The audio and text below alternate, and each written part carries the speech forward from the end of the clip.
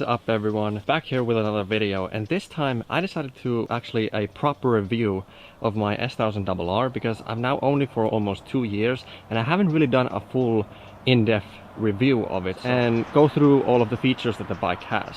So starting with the engine. The engine is an inline 4 engine and it has, as near as making no difference, 200 horsepower and 113 newton meters of torque. So it's got a lot of power and a lot of torque.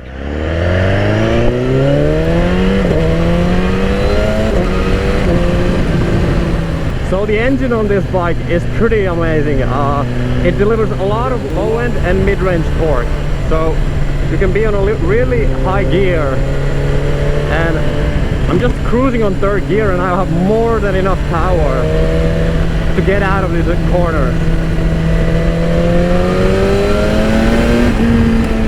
With the engine we can start by going to the sound of the bike.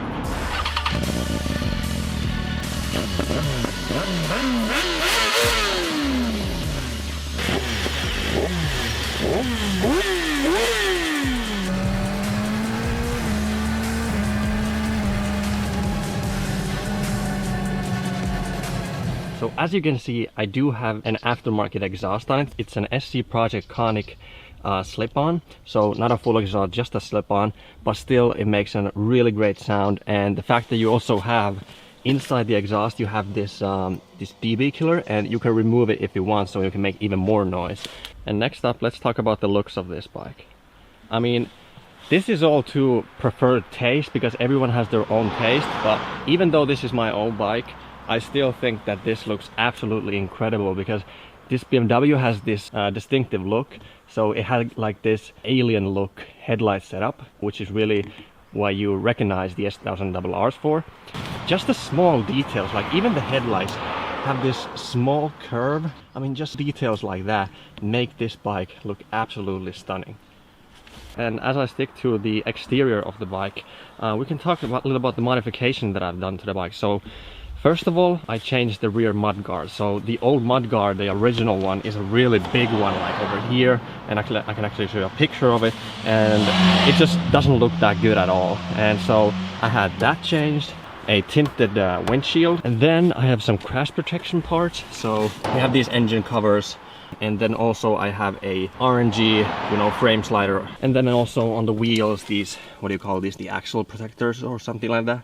Probably the biggest thing is the SC Project exhaust. You know, I talked about it before, and this is a really good exhaust because the stock exhausts, it's really big, which means that really heavy. Just by changing to this SC Project exhaust, it made the bike like over 3 kilos lighter. So this bike is from factory, like wet weight is 204 kilos, and just by changing the exhaust I nearly came down to an even 200 kilograms. So considering that this has got basically 200 horsepower and 200 kilos, so which means that this has a 1-to-1 power to weight ratio, which means extreme performance. And I can actually show you some figures I found on the internet on what this bike can do over here, and it's pretty impressive for performance this bike has.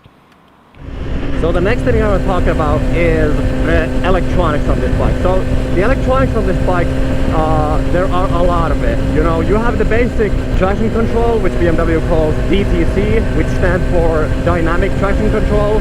And this has wheelie control, and this has also the ABS Pro.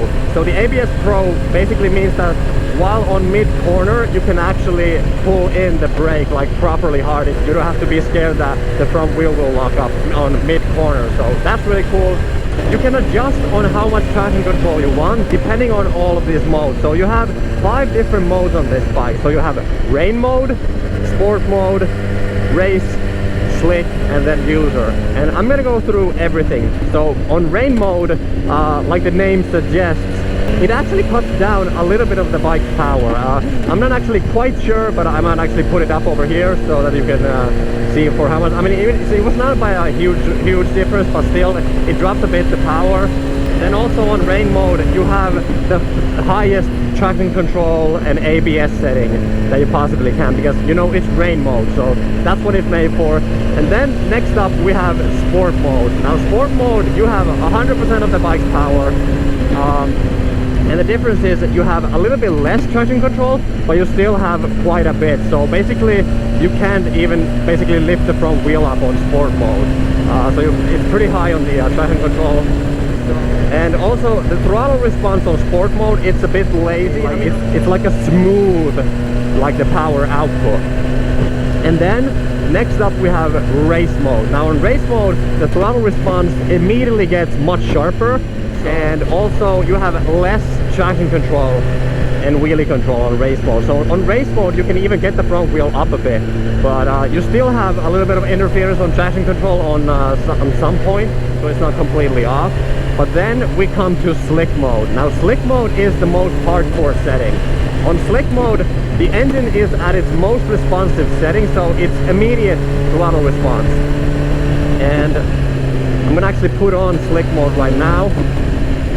And the difference also between all of these modes, depending on if you go more hardcore on the modes, the less engine braking you also have. So on slick mode, you basically have zero engine braking. As I lift off, you have zero engine braking. But then on sport mode you have a lot, and also on rain mode, and then on race you have a little bit of engine braking, and then on slick you have just completely no engine braking basically. And another good thing about slick mode is that you can actually set up separately on how much traction control you want.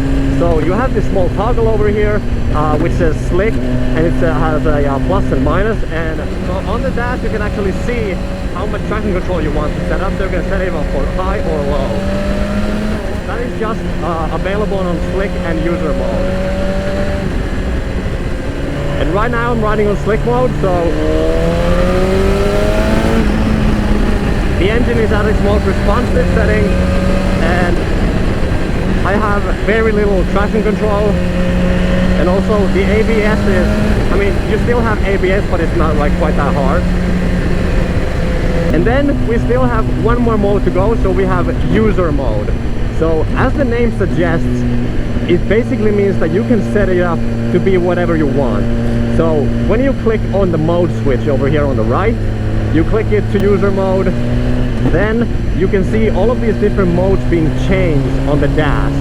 So you can change every setup independently to what you want. So you have engine control, which means you can change the responsive of the engine, and then you can change the traction control, the ABS, then also you have the suspension mode. So you have the preset like race mode and sport and everything like that, but you get the idea. And then next up we come to the suspension. So this has something that BMW calls DDC, which stands for Dynamic Dampening Control. So if you're familiar with the S1000RR, you know that a few years ago, of the older version of this one, they introduced an HP4 model. So basically they made a limited production. I believe it was like 500 units only, and actually this bike took most of the technology from the HP4. So you have this dynamic dampening control. You can see this wire over here. So what that basically means is that you have a semi-active suspension. So it's electronically controlled. You can, on the dash, actually you can, by using the toggle and going through the menus, you can actually change the compression, the rebound, and the dampening of the suspension. So you can basically set it up to be on comfort mode, or if you want to go like a bit more hardcore and tackle up mountain roads, and if you want to go to a racetrack, you want a more harder setup. And you can actually even set it up on the fly. So that's really cool. And you can also change the settings independently for every mode. And the next thing that I want to talk about is the brakes. So this has got the Brembo brakes. They are 4 piston in the front and 1 piston in the rear. And they are super damn good. They have a really good bite. When you really pull the lever, it really does stop you. They are really impressive, the brakes. I mean, they are 4 piston Brembo brakes. Like, I believe that they were 320 millimeters in the front. So they are super good brakes. And then I would like to talk about the gearbox. So this has got something called quick shifting. So the way that works is on upshifts, when you want to change gear, you just need to have throttle on and then just basically upshift on the lever, and you can change the gear, and it upshifts. And the way the downshift part works is that you have to be 100% full off the throttle. I mean, you can't have any throttle at all. It has to be 100% closed, and then you just basically just downshift on the lever. And I'm not even touching the clutch on that. So it works really well, and the downshift has a auto blipper, which means it basically rev matches when you downshift, so you don't need to worry about going like boom, boom too much. Just like that. And it's super easy to use, and it works pretty much every time. This also has two more things actually. This has cruise control and heated grips. So someone might think that, oh well, it's a sports bike, like why would you need cruise control or heated grips? But actually, if someone would say that, they would be completely wrong if you didn't need it, because it is super actually helpful. The heated grips have two heat settings, so if you had it on the #1 setting, it warms a little bit but not too much. But then when you put it on the second setting, the hottest setting, it warms your hands really pretty much actually. It actually goes to a point when your hands actually pretty much start to sweat, so it gets really hot. And then also this has cruise control. Now I mean, it's just cruise control like we would find on a regular car. So the way the cruise control works is you have this switch over here.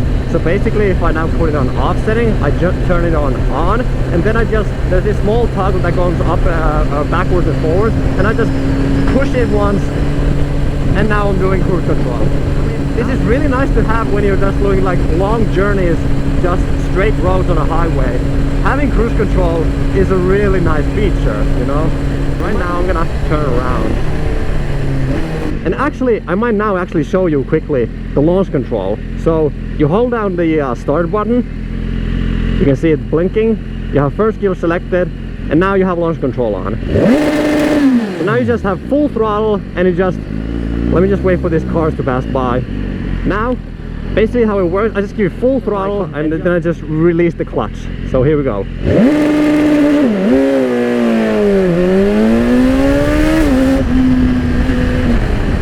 So that's how launch control pretty much works. So the GoPro keeps failing on me. I'm not sure what's wrong with the batteries, man. Anyway, let's continue. And now that this review is pretty much coming to an end, I can tell you my overall feelings. So I'm absolutely in love with this bike. I mean, it's everything that I want from a sports bike. If I just want to go on if I need to go on a long journey on like a highway cruise or something like that, it's really comfortable because the seat is really plush, and yeah, the riding position is pretty comfortable. And the fact that you have cruise control and heated grips, it just makes the, like, just cruising on the highway really easy and simple and nice. Then when you want to take it on the mountain roads or hit up the racetrack, it does that perfectly well. I mean, the bike goes everywhere I want it to go.